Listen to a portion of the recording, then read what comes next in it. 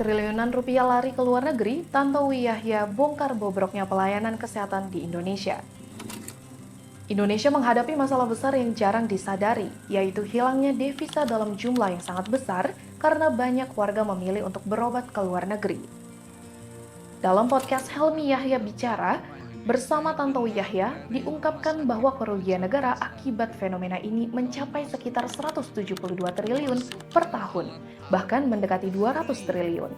Jika dana sebesar ini bisa digunakan di dalam negeri, bayangkan berapa banyak subsidi yang bisa diberikan untuk rumah sakit dan juga peningkatan fasilitas kesehatan bagi rakyat, ujarnya dikutip pada Selasa 1 Juli 2025. Selain itu, Tantowi Yahya juga membagikan pengalamannya saat menjalani pemeriksaan kesehatan di Penang, Malaysia. Ia menyebut layanan di sana sangatlah cepat dengan hasil medical check-up yang keluar hanya dalam 3 jam. Tak hanya efisien, biayanya pun jauh lebih murah, hanya sekitar 30% dari biaya yang ada di Indonesia. Pelayanan dokter di sana sangat baik, informatif, rileks, dan mereka bahkan berbahasa Indonesia, ujar Tantowi. 30% dari biaya yang saya keluarkan di Indonesia. Saya 3 jam, check-in jam 7.30, 10.30 sudah ada hasil. Dokter sangat menerangkan, sangat ramah, sangat rileks, tidak buru-buru, dan berbahasa Indonesia. Iya. Tantowi Yahya mengaku terkesan dengan sikap dokter di Penang yang tidak menganjurkan rawat inap jika tidak diperlukan, dan juga menyarankan pembelian obat di luar rumah sakit demi efisiensi biaya. Pelayanan yang teliti, termasuk pemeriksaan internis yang detail hingga pemeriksaan menyeluruh, semakin memperkuat kesan positif terhadap pelayanan kesehatan di sana.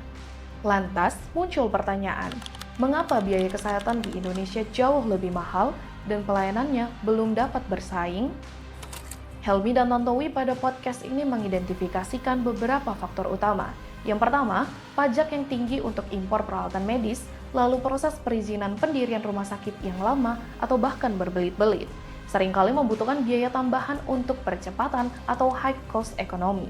Rumah sakit yang dianggap sebagai profit center atau bisnis semata kurang unsur pelayanan masyarakat. Kritik terhadap subsidi yang lebih diarahkan ke mobil listrik daripada peralatan kesehatan.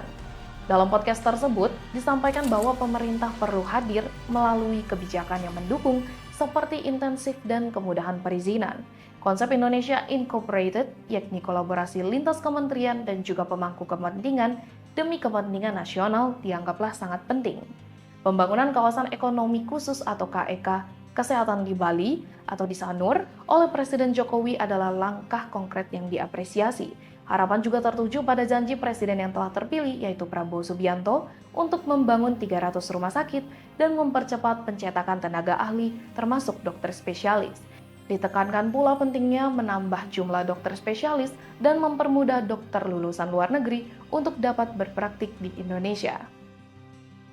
Bagaimana pelayanan kesehatan di Indonesia menurut Sobat Suara?